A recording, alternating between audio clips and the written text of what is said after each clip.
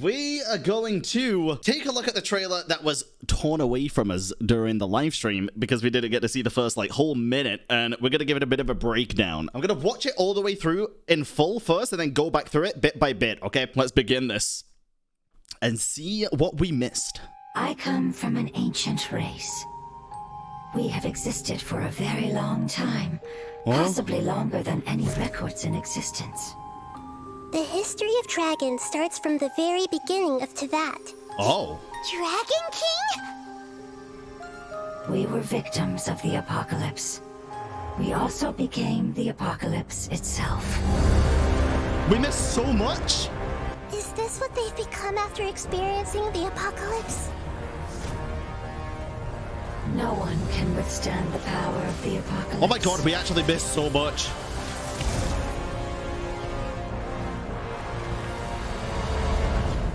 Jesus, okay. Both of you have only existed for a fraction of what you know as time. Yet you call yourselves lords of this land by leaning on the heavens' glow. Oh. Is there any way to avoid fighting them? Hey, wait!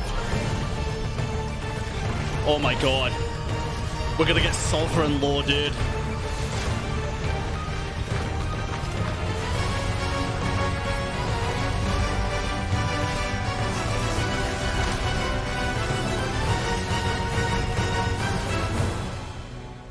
Oh, this looks juicy. Death, and the world around us all follow a set of laws. No, I said juicy, not fruity.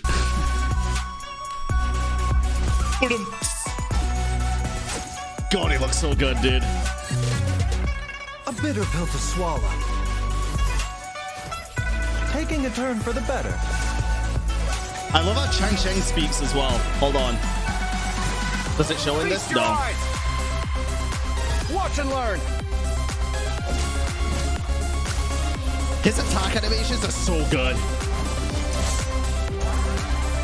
Sight clear. God damn. The competition is heating up. Oh, and here's Kaveh bringing up the rear. Bringing up the what?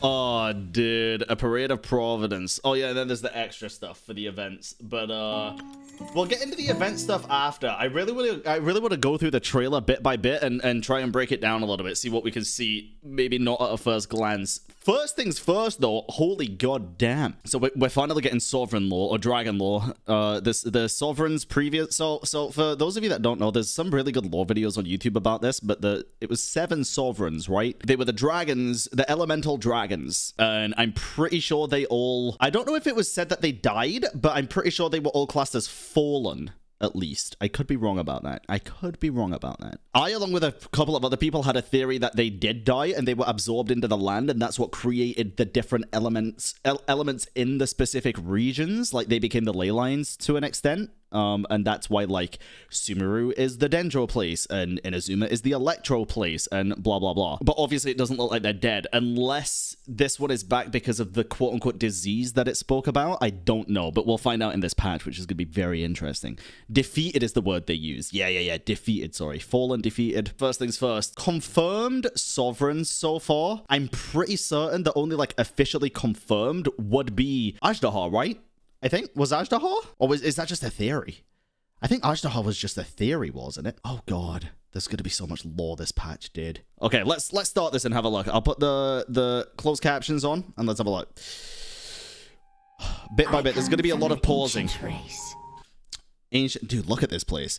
This place looks familiar, and I don't know why. We're also seeing what looks to be the withering plants, along with a bright green one that's giving off some light. That's kind of cool. We have existed. Yeah, like the inside of the brewing golems. Possibly longer than any records in existence. Which is also interesting. Maybe this... Wait. Oh, I think this actually might be in a brewing golem, because it also looks like we view it through a screen here. The thing that it zooms in on looks like a digital screen, like when we see through the brewing golem's eyes.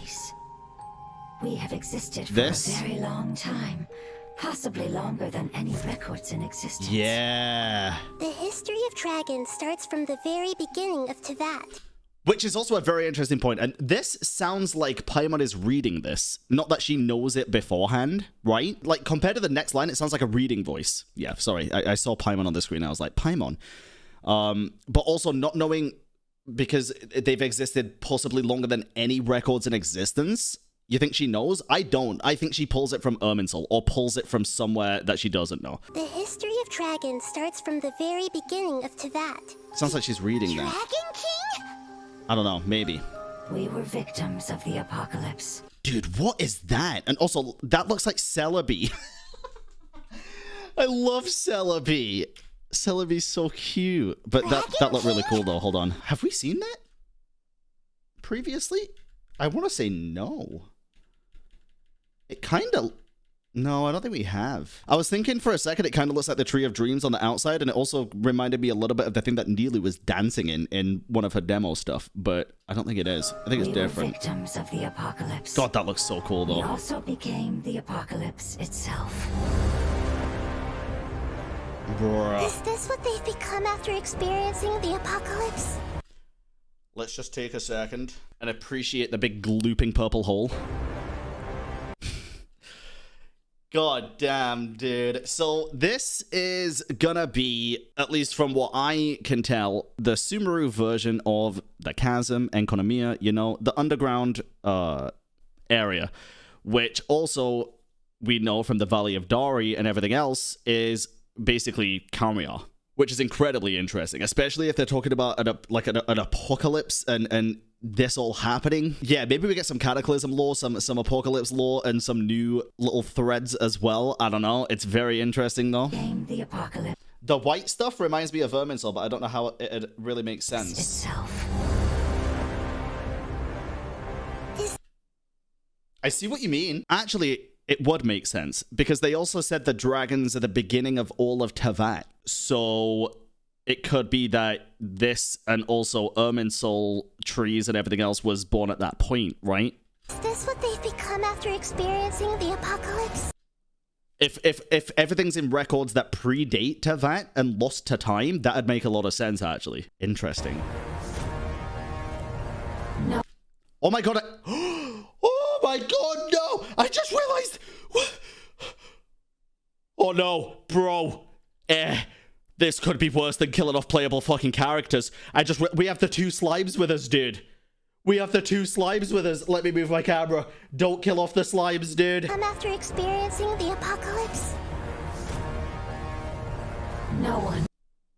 Oh god, don't let the slimes go. I'm telling you right now, that would be a bad move, Hoyoverse. That'd be a bad move. That's very interesting, though. No one can withstand the power of the apocalypse, apart from Bongo Head. Power of the apocalypse. My god, I would allow you to use me as a testing mat for all of your household rugs and mats and furniture that you stand on as well, and you know, you can stub your toe on me just to, you know, make sure it's not going to hurt you. And Jesus Christ, dude. I'm not bad for this enemy. I'm just saying. What the heck? Dude, look how cool she looks, dude. My God. I'm sorry. No one can withstand the power of the apocalypse. Oh. The different elements as well. Both of you. Wait, it was a woman? Yes, it's a woman. Wait, how? So when a man and a woman love each other very much, what do you mean, how? We're gonna continue. Both of you have only existed for a fraction of what you know as time. Yet you call yourselves lords of this land by leaning on the heavens' glow. That's so interesting, dude. Both of you have only existed. Okay, hear me out here, because this is what confuses me a little bit, okay? Both of you, this voice is speaking to two people, have only existed for a fraction of what you know as time. Clearly, we don't know everything about time. That was a given anyway. Yet you call yourselves lords of this land by leaning on the heavens' glow. Nahida and the Traveler never calls themselves a lord of the land, dude. And I don't think we've ever been called a lord of the land. When it says lord, that makes me think Archons. So who else is the voice talking to other than Nahida? And what do the dragons know that we don't? If they are talking about us, that's fair. It's just a weird line to say, because we're the Traveler. We're not a lord, it's a Traveler. To me, it's clear they're talking about Archons specifically, because it says by leaning on the heavens' glow, right? Very interesting. But what if the dragon knows something about the Traveler we have forgotten or never knew? I mean, maybe, but I don't know. I feel like it'd make more sense to be someone like Deshra or even Paimon or something, get some Paimon lore, or just somebody else entirely. Or maybe there's going to be another Archon that joins us on this quest. Maybe Venti's going to be like, yo, guess what? Kapow! I don't know, dude. Who's the speaker of the initial lines? Of these lines, it looks to be the Abyss Lector, but don't know. They throw curveballs like this in trailers all the time. We have no idea right now. Is there any way to avoid fighting them? Hey, wait!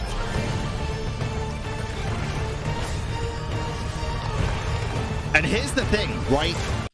Here's the thing. Nahida doesn't want to fight the dragons. And it was said in the live stream, not in the trailer, but in the live stream when it was talking about the boss. During its second phase, you have to protect the dragon from being attacked by the enemies. Otherwise, its condition will get worse. So I think what we're trying to do is actually save the dragon. I don't think we're trying to kill it. But it's attacking us, but we're trying to save it. It's not what it looks like in terms of like a boss fight. I reckon we'll end up curing it and maybe getting some information from the dragon. Sort of like Dvalin? Yes. Yes, very similar to Dvalin. I think that makes the most sense, and I think that's a very cool way to do it. I think it's a very cool way to do it. God, it looks so cool, dude.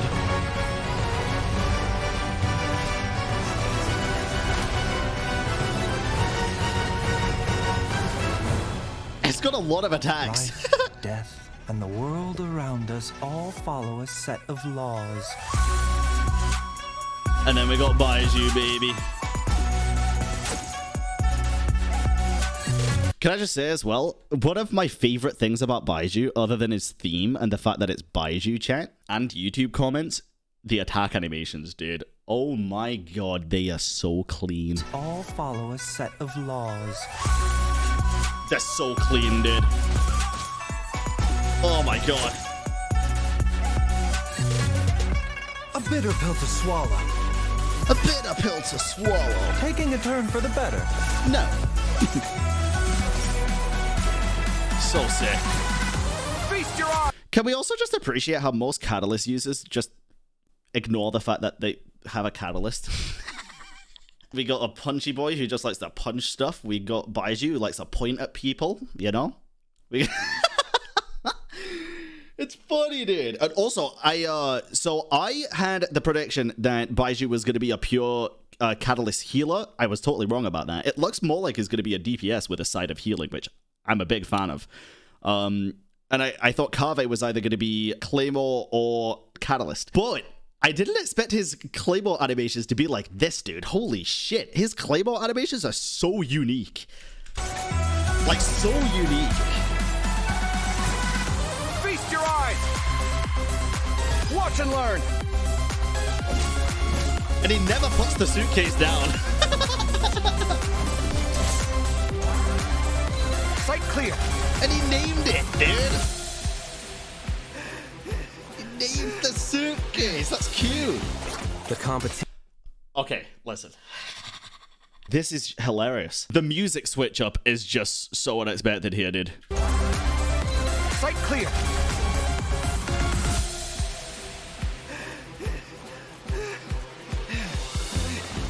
The competition is heating up. Oh, and here's Kaveh bringing up the rear. Also, what does he mean by that? What does he mean by that, dude? Oh, God.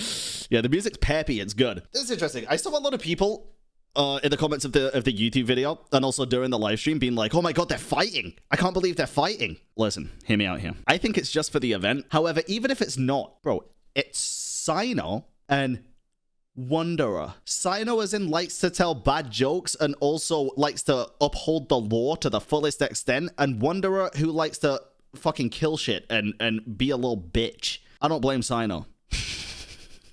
I feel like Sino could tell Wanderer a bad joke and Wanderer would literally fucking try to murder him just for that because it's Wanderer. And I feel like Wanderer could be incredibly rude to Kaveh, El-Hytham, and Sino, and then Sino would be like, okay, I'm not having that shit. Fuck you. But I think it's just part of the event. In the live stream when they showed the different panels with all the different characters, and they had the one question mark at the end, but they also showed this, I kind of assume that the question mark is Wanderer.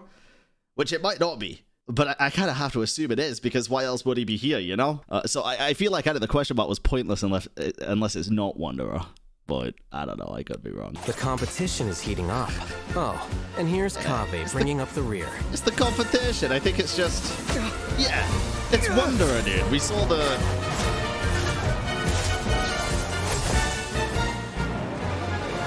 It looks like they're trying to catch a golden snitch. Oh god, you just realized Layla's there too? Yeah, Layla's in the thing for it as well. Wanderer's holding something? Wait. Oh, he is holding something. What is that? Ooh, that's pretty cool. It's like a stained glass something? A crown? Don't know if a crown would have pointy out bits to the side instead of up. I don't know. It looks cool. I don't think it's a crown. Honestly, can't really tell what it is though. Oh look, he's crying and wiping his tears away. Little bitch. It looks really cool, dude. What is this? I don't know. It looks very cool, though. I like the look of that. Looks like the crown for the teaser image. Yeah, actually, a little bit. It does. Okay, event time, chat. Being a momentous celebration for the Academia, this year's Academia Extravaganza is extra lively with competitions and amusements aplenty. Meet with people from all across Teyvat and join in a time of revelry. You reckon Mona's going to be here for the constellation stuff? That'd be interesting. The constellation stuff seems really cool, dude. I'm a big fan of puzzles, so I feel like it'll be very enjoyable for me, but it's not going to be for everyone. This one could be cool if they add a co-op element to it, kind of like the domain event, where you can build one and people can challenge it in co-op. That could be fun. Otherwise, if this is just a build your own stuff, I'm doing this once and I'm never going back. Simple as that. This is not my kind of thing. Unless it's for, like, people-made challenges stuff. This one... Compare the measurement readings to find relic replicas. I don't even remember what this one was. Treasure hunting, I guess? I don't remember what that is. And then a story one. How are we feeling about this, chat? How are we feeling about this? I'm going to assume this is going to be voice acted because they said listening to stories, I'm pretty sure. If it's not voice acted, they missed out massively. But I assume it would be. And I also kind of want Zach to have voice lines on the questions that we get to ask, kind of like in the Orcon quest, remember? When we got to link the things together? It feels like it's going to be very similar to that, which is pretty pog, dude. It's pretty pog. I actually am pretty excited for this. I love listening to stories and stuff. I think it'd be great. This is a cool idea for an event. Linchpin opponents' HP will regenerate 15% for each normal opponent on the field. HP increased by 150%. I like this. I kind of don't like the fact that you can only select 2. Here's the thing, chat. Make this how Abyss works. No. Add this as a new separate kind of content, bro. I don't want this shit for the Abyss. I don't need to make the Abyss any fucking more annoying than it already is. For this kind of combat event, which I feel like is supposed to be difficult, I kind of wish it wasn't at most 2 negative effects. I wish it could pick 4 negative and no positive. Like, make it, you can pick 4 effects in total. So if people want an easy run, they can just do all 4 positives. And if someone want a really hard one, do all 4 negatives. I think one of the most interesting and fun combat events that I've personally played in Genshin was the one where it was the bosses in the place that looked like the Abyss. And you had a whole menu of different buffs and nerfs that you could select to make it harder. Do it on an extreme mode. The menu had stuff like shields are 50% less effective. The... elemental reaction damage is upped by 50%, whatever. No, it wasn't the hyperstasis. No, it wasn't a hyperstasis. It was, I remember it was actually the Dorito boss that was in it. Or it might have been Vagabond, actually. Yeah, it might have been, maybe. I don't remember the name of it. And apparently there was one similar to that as well back in the day, but I wasn't playing at that point. But this does look like it has a bit of potential. It looks pretty fun. I never played the Ocean event, so I don't know if it was like that. This... I don't know, chat. This is cute, but why? It's cute, dude. This is a cute event, and I feel like it'll be fine. But, I feel like it's a one-and-done kind of thing, right? I don't know. You just gotta press jump to hit the things? Jump, jump, and then E for the big jump. Like... I don't know, dude. I don't know. But it could be interesting. We like the variety of events a little bit for everyone. Yeah, that's what I love about this. I do like that. And then this one, which is like overworld combat, which I actually really like. This looks very interesting. For so long, people have been talking about one of the first domains in the game that you do with Amber, where you constantly glide and get to drop bombs, and they're like, Hoyoverse really missed an opportunity here because they've never done that since. Bro, they're doing it. I mean, listen, it took them like 3 years, dude, but they're doing it. How fucking cool is that? It's the Amber bomb mechanic, dude. It's actually pretty cool. Also, can I just say, we watched the Wuthering Waves gameplay the other day, and it looks incredible. There was a specific part of that Wuthering Waves gameplay thing where the motherfucker turns into a dragonfly and flies around for a challenge. And I'm like, oh my god, that is so cool. This is the exact thing, dude. It's the same thing. Genshin have done it. I'm so happy. I think it's a really cool thing for like little puzzles. I think it's really cool being able to fly around. Also, hear me out here, because this might be copium as hell. This might be copium as hell. But you guys know this, right? You guys know that they like to test character mechanics out in events before they make a character with said thing. Can you imagine if we actually get a character that can just full on fly? Like, we have Fischl's Q, which is pretty shit. We have Wanderer's E. Can you imagine a mixture of both? Can you imagine? We have Wanderer. Wanderer can fucking glide for about 6 seconds, max. Even if it's just out of combat, dude, being able to fly would be so sick. It'd be so cool. Turn into that thing out of combat or even in combat. Drop bombs. It'd be so cool. It'd be so cool. Overflowing Mastery is always huge as well. Like, always huge. Let's read these. Oh, God, dude. Let's read these. Let's get into the artifacts real quick. Nymph's Dream. First of all, can I just say, the Hydro set looks so beautiful, dude. We finally get another 15% Hydro damage bonus artifact set, so you can run double Hydro damage if you want to. And the 4-piece, after normal, charged, and plunging attacks, elemental skills and elemental bursts hit opponents, so that's basically everything. 1 stack of Mirrored Nymph will be triggered, lasting 8 seconds. When under the effect of 1, 2, or 3 or more stacks, attack will be increased by 7, 16, or 25%. And Hydro damage bonus will be increased by 4, 9, 15%. Bro, this is going to be sick for Ayato, I'm just saying. Probably not so much for Yelan because it increases attack. Mirrored Nymph stacks created by normal, charged, and plunging attacks, elemental skills, and elemental bursts exist independently. So how many could you have? 3? Well, it's not 3 because it says 3 or more. And then the second set, Vorukasha's Glow. Could that be a dragon name? I ain't gonna lie, dude. That sounds like a dragon name. It's a HP set, HP 20%. The 4-piece set, elemental skill and elemental burst damage will be increased by 10%, which I ain't gonna lie, dude, that's a bit doo-doo. It starts off a little bit doo-doo. Sounds like it sounds off a little bit doo-doo, right? 10%, yeah, 10 shmen. After the equipping character takes damage, the aforementioned damage bonus is increased by 80% for 5 seconds. Only for 5 seconds.